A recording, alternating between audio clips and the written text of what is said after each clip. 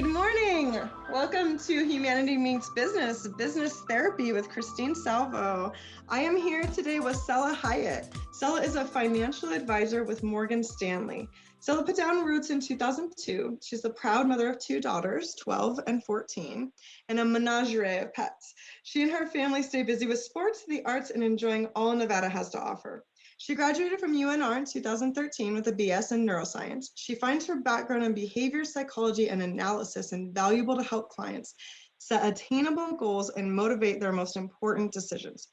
Cela is dedicated to helping people bring clarity to their financial picture, align their goals with their values, and live their dreams. Oh my goodness, I'm so happy to have you. I'm so excited about our topic today. Thank you for joining, Cela. Thanks for having me, Christine. I'm excited to talk about it. So our topic today that we kind of pre-discussed was money, mindset, and fear. And being a financial advisor and kind of like even just the last 5 years, but specifically the last year and a half, I'm guessing you have been flooded with nothing but questions and like advice of like, what do I do? What's going to happen next? Where do we go from here? And I just cannot wait to hear what you have to like share about this topic. Yeah, it's definitely been a roller coaster. When there's things that are out of our control, it's really easy to get caught up in that fear response. Especially last year, with everything that was going on, it was hard to know what was happening even day to day, let alone to be able to predict what the stock market or the economy or, people's businesses were going to be able to do 6 months down the road. So it was highlighted how important it is to have those conversations in advance and to be able to create a plan that has resiliency built into it for long-term goals versus short-term reactivity. So that is really where I try to focus, is on helping people come up with not only their financial plan, but really their life picture and how to achieve the life that they dream of in a realistic and sustainable way. I do focus on sustainability and intentionality with how we make choices with our money, because at the end of the day, it's where we choose to spend or invest our dollars impacts the world. Yeah, I can only imagine. So the people, so in those last like couple years, especially the last year and a half, I'm just really curious about the people that kind of made it and the people that didn't. Did you see any like patterns? We're not quite out of the woods, obviously, but I think that some patterns have formed, maybe some things have happened. Like what have you like seen in the big picture that's maybe even going to change how you do business moving forward? Well, the big change is how everything is remote, but it can be harder to connect with people through technology and to reach people. And we saw that with quarantine and isolation last year. Wealth management has always been a very face-to-face, handshake kind of business where we meet with people, we have dinner, we go to people's houses. And so that's changed quite a bit. Just being able to stay connected with people and assure them that we're sticking to our plan and we have their best outcome at heart. And so it's been a little more difficult trying to connect with people only through the phone or through digital means. So you found that one of the major obstacles that you faced was the level of intimacy, because money, in my opinion, is Yes, intimate.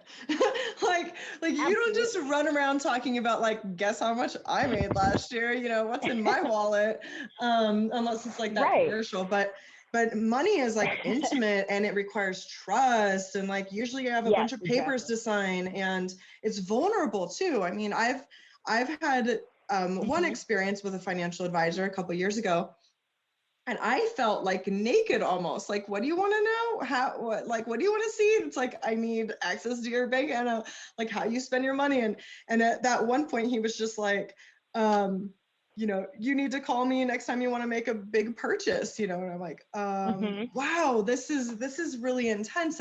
But I trusted, right? There had to be like that level of trust, which I think what you're saying is it's easier to build that trust in person because you actually are in the room with someone, Yes. you know what they sound like, you know what they look like. But digitally, you found that was kind of like a barrier, maybe like for newer clients, or was that just for like existing too? I mean, yes. So building that rapport digitally is a challenge because exactly like you said, it's all reliant on building trust. It's very intimate, it's very vulnerable, and it's a part of our life that we don't talk about very much and that we're not encouraged to talk about or to share. People are very private about their finances. Um, and this comes back to mindset and how our experiences with money and our even generational experiences with money shape how we deal with our finances to this day. So one of the things that we focus on when I'm working with clients in our really holistic financial planning process, where we're going through all of your statements and we're going through your life insurance and your estate planning and what's going to happen, what's your contingency plan, essentially. And it's very vulnerable for people. And how they react to those questions and whether they've considered these topics depends a lot on how their parents dealt with money and how they were raised to think about it. So maybe you can kind of dive in a little bit on, what are the different money mindsets and especially fear, like for our listeners. So maybe they can kind of identify themselves a little bit and maybe like a little bit of like 1 to 2 things on like how the heck do you change that? Because like you're saying, if this is a family issue, this is ingrained in you. You don't necessarily know better. Hmm. Well, yeah, it's, with any belief system, you only know what you've been taught and what you've been exposed to.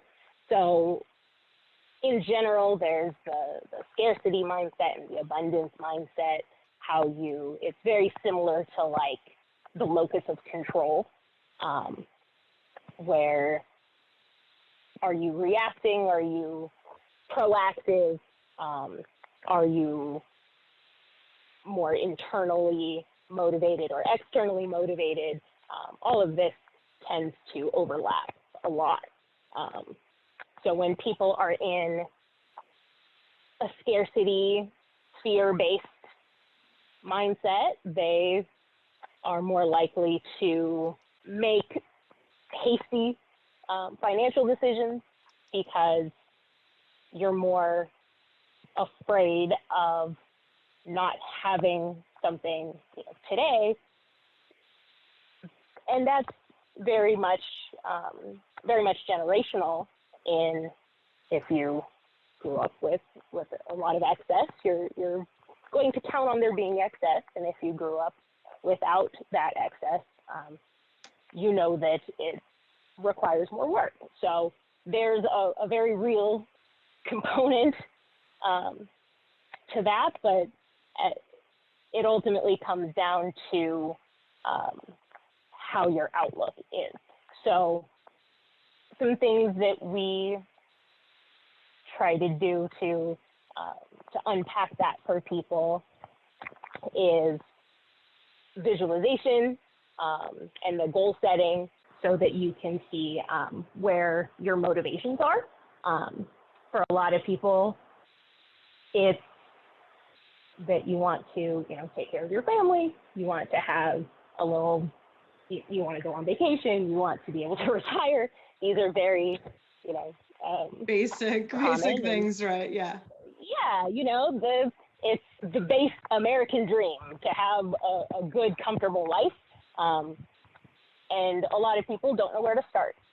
So when we're thinking about that, the mindset part, it comes down to how do you spend your money and how do you feel about your money? Do you feel like you deserve to have wealth? Do you deserve to be, able to, go out to dinner or buy the handbag or the extra whatever motivates you, or whatever you focus on, for lack of a better word. Do you deserve it? Do you feel like money is abundant? Money will always be there? Or do you feel like you have to save every penny because you don't know when the next dollar is going to come? Right. So these are really deep they really are. Yeah. conversations that people have to have with themselves. Yeah. So, I mean, these are like deep roots, like, do I deserve? And it's like, of course, and the funny thing is the easy answer for most people to be like, of course, yes.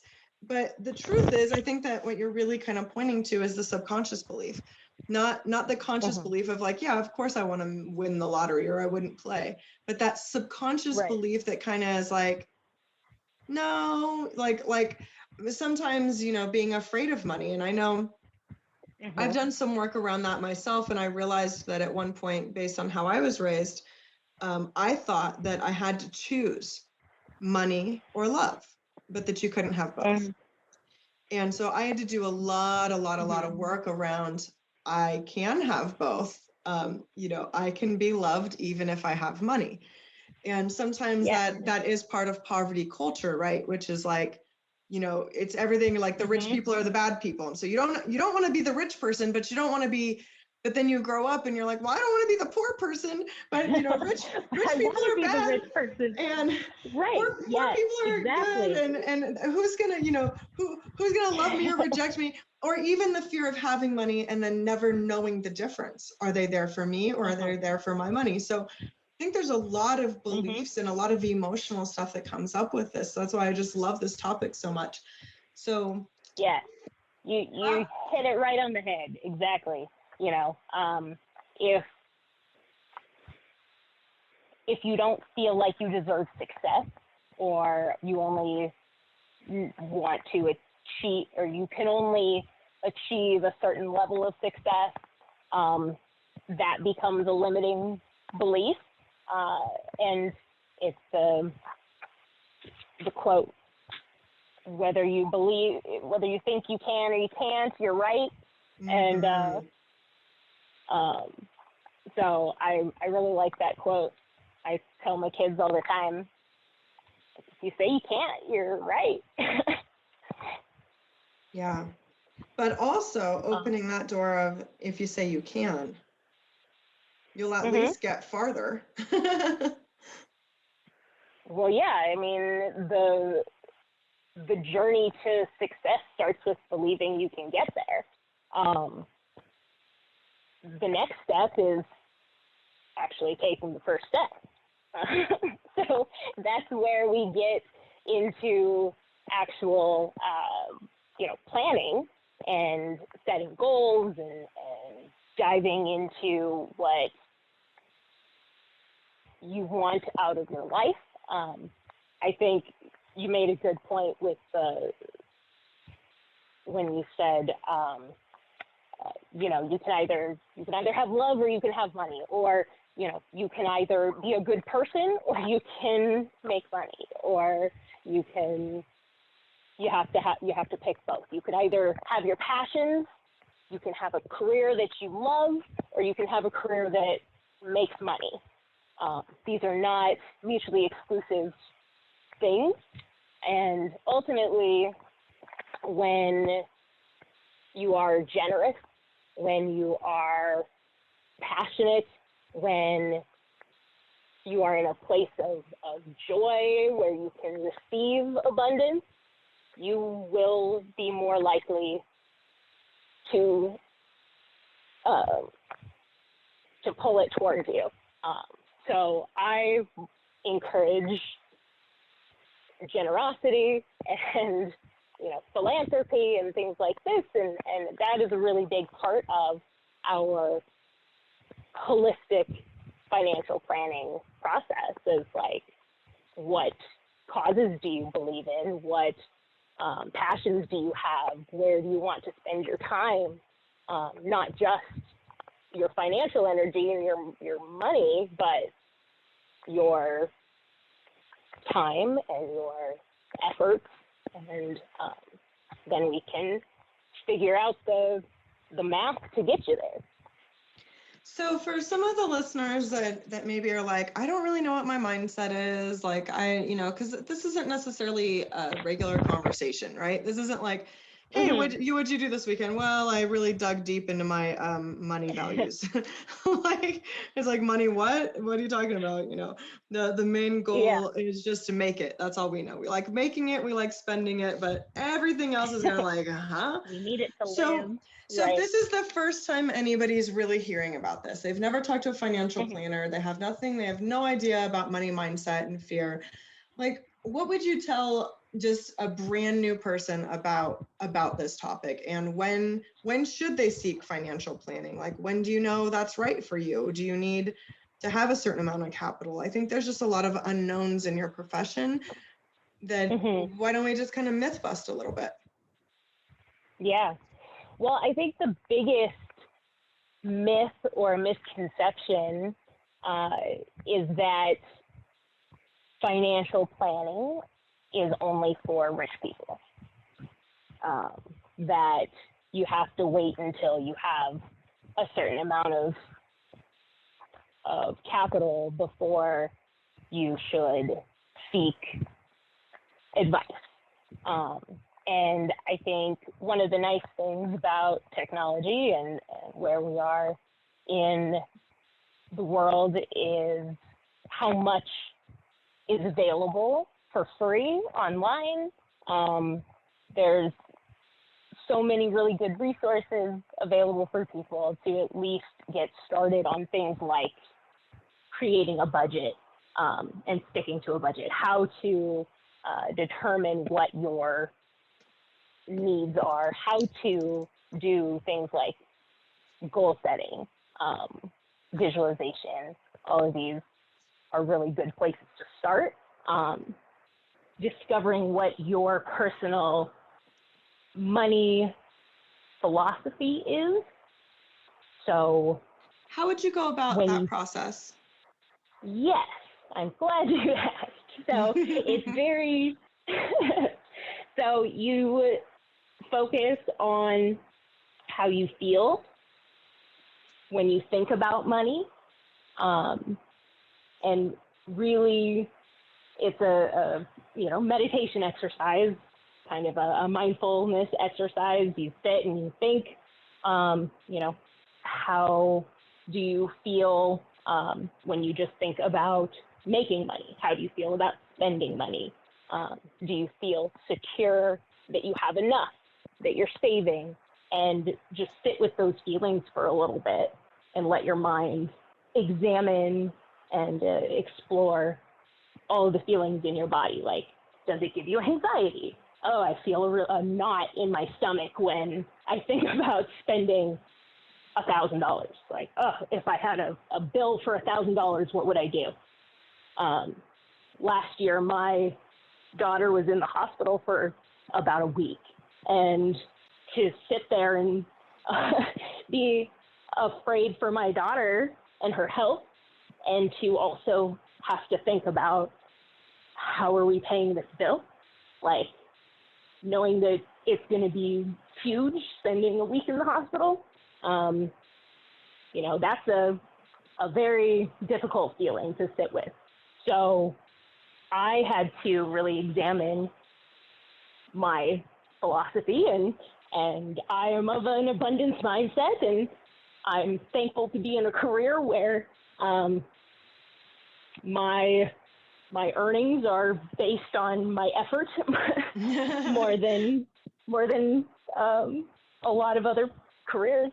So I can work harder and make more and bring that money to me, and I know what that takes. And so I was able to work through that financial fear to be able to really focus on being there for her. And I'm thankful, one, to be in the position that I'm in, and to have put in that mental work and that spiritual work to be able to set it aside. And when a coach that I had once had a mantra that I stole from her, and it was everything's always working out for me. And that, you know, I have to trust the universe, I have to trust myself, and everything will work out. So that's my money philosophy. And I try to live it. You know, everybody has to come up with what works for them. So feelings is the first place so that you can determine where you start. The next is determining your goals and where you want to be. After that, you have to create a path and a plan to get there. Being successful at anything. Those 3 steps will help bring that picture into focus so that you can determine where you want to go and how to get there. No, that makes a lot of sense. But I actually like your personal example of every once in a while, I think that whatever our beliefs are, like we're held to the mat, right? Like put your money where your mouth is, you know what I mean? So it's like you're in this situation, you're like, I do this all day. I'm gonna sell mindset all day long. And then something happens to you and it's like, where'd it go? You know? Yeah.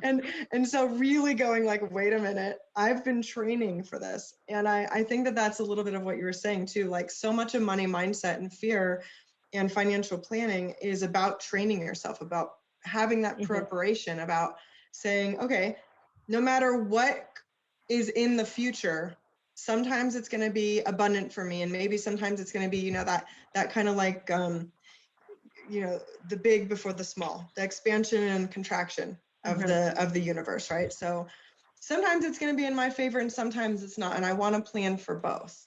So do you end up kind of doing stuff like that where it's like, let's have a contingency plan that all of your stocks fail. What are we going to do next? And then let's also have one where they all succeed and have this idea here. So it kind of eliminates a lot of the anxiety and the fear of investing and of planning your financial future instead of living that like week to week, hand to mouth survival mode.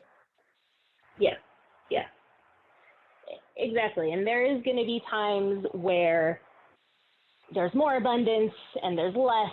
And so when you are able to plan for the long term instead of just reacting to the day-to-day, you're able to save for the famine times, you know, instead of, oh, I got a raise, I'm going to spend more money every month. Like, you got a raise, are you contributing to your retirement? Are you saving for a rainy day? Are you, you know, do you have life insurance? All these things that you think about when you do have the opportunity to make progress towards your goals.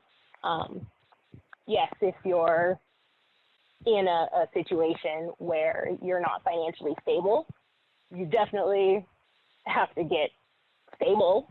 And mindset can help in a limited capacity in that, you know, keeping motivation and a positive outlook is beneficial. And then once people are in a stable position, then you can start thinking about things like saving and paying off debt. After that, then you start building a retirement fund or education fund and start to build wealth.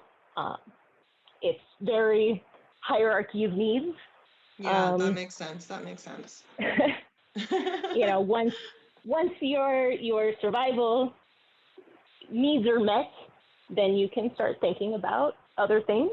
And really, I like helping people who are in a good, stable position and want to do better for their family and for their community, and to be really intentional about how they go about their strategy for the future.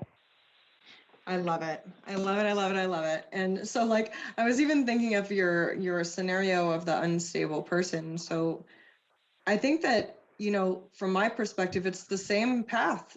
Assess your feelings about being unstable. How do I like this?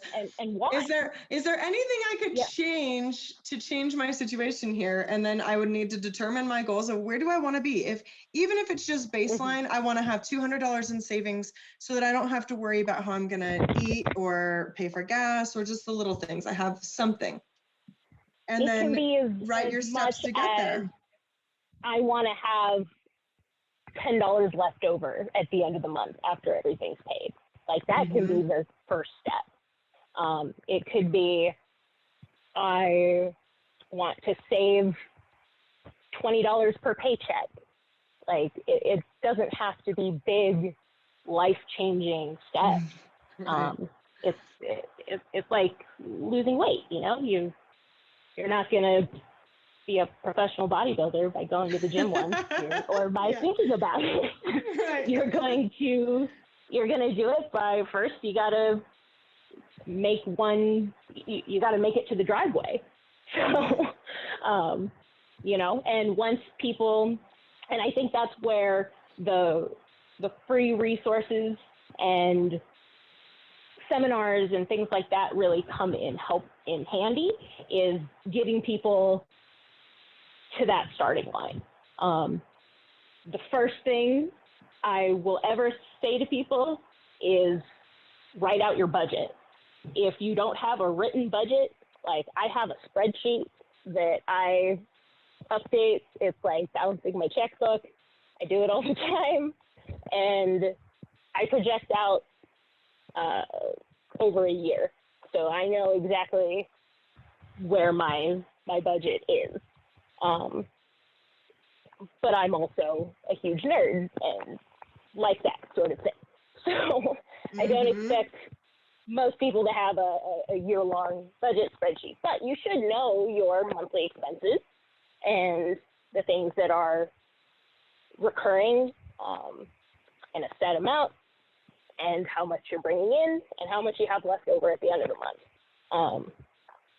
Set aside a certain amount for miscellaneous and eating out and shopping and whatever else that you need to do, and then stick to your budget.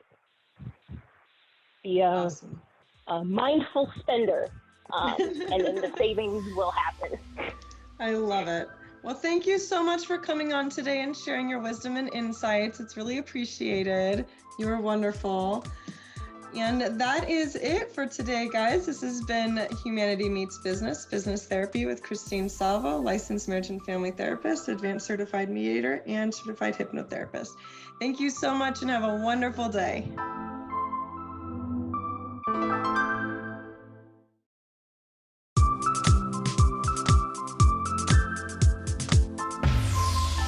Good morning. Welcome to Humanity Meets Business, Business Therapy.